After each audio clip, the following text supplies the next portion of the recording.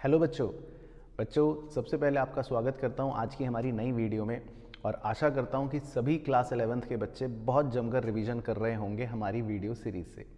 सबसे पहले बता दूं बच्चों आपको कि अगर आपने अभी तक हमारी प्लेलिस्ट को फॉलो नहीं करा है जिसमें हम क्लास 11th की रिवीजन कर रहे हैं तो सबसे पहले तो इस प्लेलिस्ट को अच्छे से फॉलो कर लो।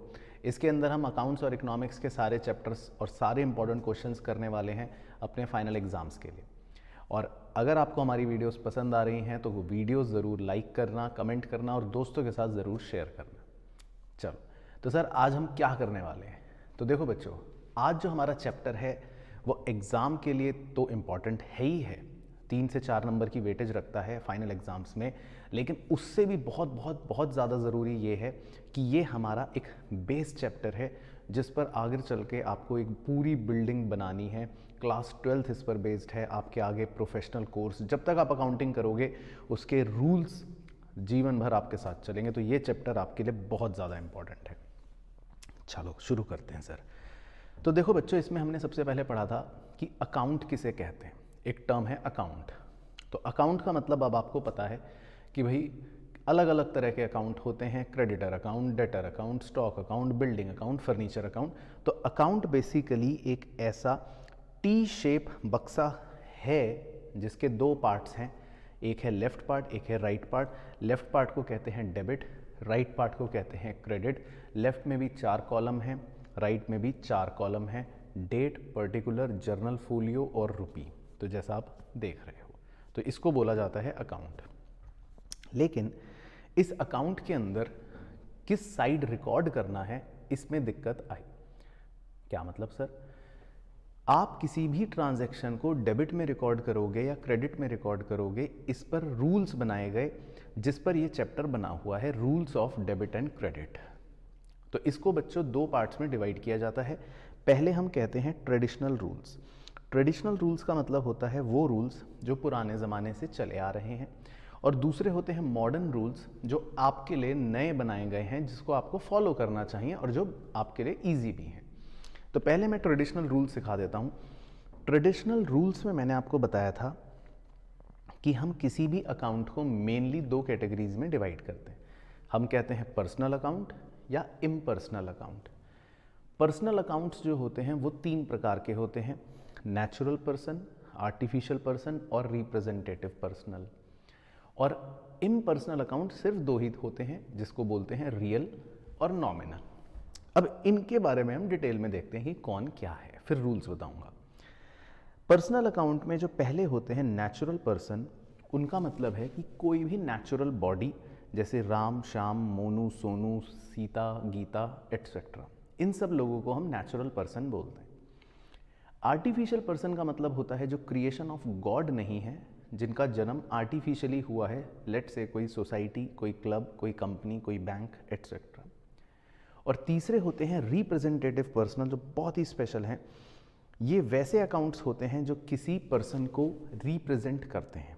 जैसे फॉर एग्जांपल कैपिटल। अब कैपिटल किसे रिप्रेजेंट कर रही है? ओनर को। या फॉर एग्जांपल ड्राइंग किसे रिप्रेजेंट कर रहा है? ओनर को। तो ये रिप्रेजेंटेटिव पर्सनल होते हैं। और सबसे खास बात इनकी मैंने जो बीच में आपको सिखाई थी, अगर वो याद करवाऊं, कि किसी भी नॉमिनल नेचर के अकाउंट के आगे या पीछे कोई प्रीफिक्स या सफिक्स लग जाए तो उसको भी रिप्रेजेंटेटिव पर्सनल बोलते हैं। ये बात इसकी सबसे यूनिक है। तो ये सारे होते हैं पर्सनल। दूसरे होते हैं रियल अकाउंट। रियल अकाउंट का मतलब होता है सारे के सारे हमारे एसेट्स, यानी कि जो भी आप सोच सकते हो, cash, goodwill, machine, furniture, building, ये सब। लेकिन इसमें 2 मेन एक्सेप्शन होते हैं। एक होता है बैंक बैलेंस, क्योंकि वो एक आर्टिफिशियल बॉडी है तो हम उसको आर्टिफिशियल पर्सन बोलते हैं। और दूसरे होते हैं डेटर्स। डेटर्स क्योंकि नेचुरल पर्सन्स हैं तो उनको हम बोलते हैं नेचुरल पर्सन। इन दोनों को छोड़कर मेनली बाकी सारे एसेट्स हमारे क्या होते हैं? Real accounts. तीसरी कैटेगरी होती है नॉमिनल। नॉमिनल हम सब जानते हैं क्योंकि आगे भी पढ़ते हैं। ऑल द एक्सपेंसेस या लॉसेस या all the incomes and gains, कोई भी नुकसान, कोई भी फायदा, कोई भी खर्चा, कोई भी रेवेन्यू, ये सब नॉमिनल होते हैं। अब इन्हीं के रूल्स बनाए गए जो हमें पता होने चाहिए। 3 गोल्डन रूल्स हैं, जिसको मैंने कहा था टैटू करवा लीजिए। रूल्स हैं, अगर हम पर्सनल की बात करें, debit the receiver, credit the giver. Real की बात करें, debit what comes in, credit what goes out. और नॉमिनल की बात करें तो debit all expenses and losses, खर्चे और नुकसान, और credit all income and gains, मतलब फायदे और इनकम। तो ये हैं ट्रेडिशनल रूल्स। लेकिन जब हम मॉडर्न रूल्स की बात करते हैं तो मॉडर्न रूल्स में 5 क्लासिफिकेशन की जाती है, जिसको याद रखने का कोड बहुत ही सिंपल है, क्लियर, CLEAR, क्लियर। C का मतलब होता है कैपिटल, L का मतलब होता है लाइबिलिटी, E का मतलब होता है एक्सपेंस, A मतलब एसेट, R मतलब रेवेन्यू। अब सोचना कैसे है, कैपिटल तो कैपिटल है ही, लाइबिलिटी कोई भी लाइबिलिटी जो आप सोचो, जैसे creditor, loan, bills payable, outstanding expense etcetera. Expense कोई भी expense, rent, salary, purchase, electricity etcetera. एक एसेट कोई भी asset, debtor, cash, bills receivable, building, goodwill etcetera. और रेवेन्यू जो भी आपकी इनकम या फायदा, sales, interest received, commission received etcetera. तो हम किसी भी अकाउंट को इन 5 तरह से क्लासीफाई करते हैं, क्लियर। अब इसके रूल क्या होते हैं डेबिट क्रेडिट के, वेरी इंपॉर्टेंट। इसके रूल बहुत ही सिंपल हैं, क्योंकि इसमें कैपिटल, लाइबिलिटी और रेवेन्यू जो काले रंग से लिखे हैं उन तीनों के रूल सेम चलते हैं। क्या है, बढ़ने पर क्रेडिट करते हैं और घटने पर डेबिट करते हैं।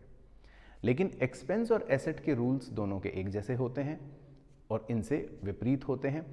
एसेट और एक्सपेंस बढ़ने पर डेबिट करते हैं और घटने पर क्रेडिट करते हैं। तो ये सिंपल सा बक्सा आपको याद रखना है, ये हैं मॉडर्न रूल्स। बाकी अगर मैं इसके सवाल आपको दिखाऊं जो हमने करे थे, बहुत ही सिंपल थे, जिसमें 2 चीज़ें हमें सबसे पहले पता होनी चाहिए। जब हम कोई अकाउंट बनाते हैं तो अकाउंट में डालने के बाद हम डेबिट में बहुत सारी पोस्टिंग करते हैं, क्रेडिट में बहुत सारी पोस्टिंग करते हैं। पोस्टिंग करने के बाद जब हम टोटलिंग करते हैं, उस टोटल करने की प्रक्रिया को कहते हैं कास्टिंग। क्या कहते हैं, कास्टिंग। तो नीचे आज की आपकी वीडियो में यही आपको कमेंट करना है कि सर ने क्या बोला, टोटल करने को क्या बोलते हैं, कास्टिंग। तो बस कमेंट कर देना, मैं समझ जाऊंगा आपने ये पार्ट सुना। और फिर जब हम बैलेंस निकालते हैं इधर या इधर कहीं पर भी, तो उसको बोलते हैं बैलेंसिंग। अब इसमें एक चीज़ क्रूशल ध्यान रखना, सब बच्चे चाहे रट लेना या समझ लेना, जब हमारे डेबिट्स के टोटल ज़्यादा होते हैं तो हमारा बैलेंस क्रेडिट साइड पर बचता है। जैसे इस एग्जाम्पल में बच रहा है 15,000 रुपये, तो हम क्रेडिट साइड पर बचने वाले बैलेंस को बोलते हैं डेबिट बैलेंस। तो बहुत सारे बच्चे रट लेते हैं सिंपल भाषा में कि क्रेडिट में बचेगा तो डेबिट बैलेंस, और अगर डेबिट में बचेगा तो क्रेडिट बैलेंस। तो चाहे आप भी रट लो, लेकिन पता होना चाहिए। तो ये है बैलेंस। तो देखो बच्चों, अब इसके क्वेश्चंस जो हैं वो कैसे आते हैं मैं आपको बताता हूँ। एक कैटेगरी तो होती है इस तरह के क्वेश्चनों की, वो आपको बहुत सारे अकाउंट्स देगा और कहेगा इसमें से बताओ रियल क्या है, पर्सनल क्या है, नॉमिनल क्या है। तो ये हमने जैसे डिस्कस करे थे, आप इसी तरह अपने आंसर्स को बता सकते हो। वेरी सिंपल, रूल्स को ध्यान रख के आपको बताना है।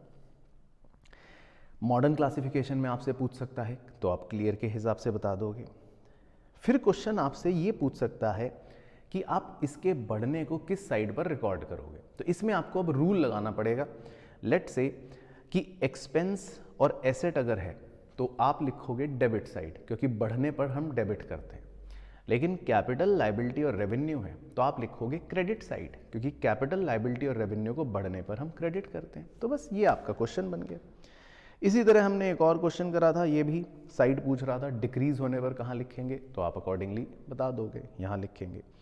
अब इसमें एक और बच्चों बड़ा ही इंटरेस्टिंग क्वेश्चन आता है एग्जाम के लिए इंपॉर्टेंट क्वेश्चन। आपको एक ट्रांजैक्शन देता है और कहता है इससे क्या इफेक्ट पड़ेगा, क्या डेबिट क्या क्रेडिट। तो देखो बच्चों, जैसे हमारी एक ट्रांजैक्शन है, Manu started business with cash. तो देखो इससे क्या होता है, हमने अकाउंटिंग इक्वेशन में सीखा कैश भी बढ़ता है और कैपिटल भी बढ़ती है। तो हम इस बात को ऐसे शो करते हैं कि इसमें 2 अकाउंट्स इन्वॉल्व हैं, कैश और कैपिटल। कैश का बढ़ना मतलब एसेट का बढ़ना, तो इसीलिए उसको डेबिट करेंगे। कैपिटल का बढ़ना, तो कैपिटल का रूल है बढ़ने पर क्रेडिट करेंगे। तो ये हमें लिखना पड़ता है कि कैश को हम डेबिट करेंगे और कैपिटल को हम क्रेडिट करेंगे। तो इस तरह से हमने हर ट्रांजैक्शन के दोनों एस्पेक्ट्स को कवर किया होता है। एक बढ़ता है तो कुछ डेबिट होगा और दूसरा अगर बढ़ता या घटता है तो क्रेडिट होगा। आखिरी वैरायटी होती है बच्चों टी शेप अकाउंट बनाने की, जिसमें आप इस तरह से, अगर वो कहता है मशीन अकाउंट बनाओ या कोई भी अकाउंट बनाओ तो आप बना सकते हो। इसको बनाने का सिंपल सा रूल है कि लेट से हम मशीन अकाउंट बना रहे हैं, तो मशीन एक एसेट अकाउंट होता है। तो एसेट का रूल क्या है, बढ़ने पर डेबिट साइड पर लिखेंगे, घटने पर क्रेडिट साइड पर लिखेंगे। तो वही इस एग्जाम्पल में हमने कर रखा है। देखो, जब हमने मशीन खरीदी वो बढ़ गई तो डेबिट में लिख दिया, और जब मशीन बेची या डेप्रिसिएशन हो गया तो क्रेडिट में लिखा। मतलब सिंपल सोचना है, एसेट बढ़ेगा तो डेबिट, एसेट कम होगा तो क्रेडिट, और फिर टोटल करके बैलेंस निकाल दिया। तो ये पूरा चैप्टर सिर्फ इतना है। 3 वैरायटी के क्वेश्चंस हैं, 2 रूल्स याद रखने हैं, ट्रेडिशनल और मॉडर्न, बस। तो आई होप बच्चों आपको पूरा आज का ये चैप्टर अच्छे से रिवाइज हो गया होगा। तो आपको अगर एग्जाम के लिए कभी भी पढ़ना हो तो बस आप ये 10 मिनट की मेरी कमेंट्री सुन लेना, आपको टाइप ऑफ क्वेश्चन भी पता लग जाएगा और दोनों रूल्स अच्छे से याद हो जाएंगे। बाकी एक बार आप भी इसको याद करके 1-2 क्वेश्चन हाथ से ज़रूर करके देख लेना, फिर ये चैप्टर आपका फिनिश हो जाएगा। तो बहुत बहुत धन्यवाद आज के लिए, मिलते हैं अगली कक्षा में।